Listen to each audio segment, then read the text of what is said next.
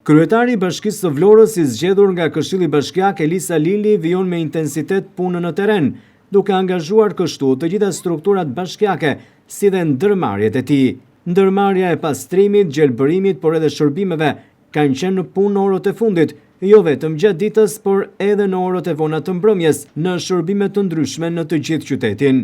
Riparimi i infrastrukturës rrugore duket se do të jetë ndër prioritetet kryesore të kryetarit të ri të Bashkisë së Vlorës. Në faqen e tij zyrtare në Facebook, kryetari i Bashkisë, i zgjedhur nga Këshilli Bashkiak, Elisa Lili, thotë se kemi nisur në të gjithë qytetin me punë që duken të vogla dhe të thjeshta, por riparimi i problematikave në rrugë do të përmirësojë dhe lehtësojë lëvizjet e të gjithëve.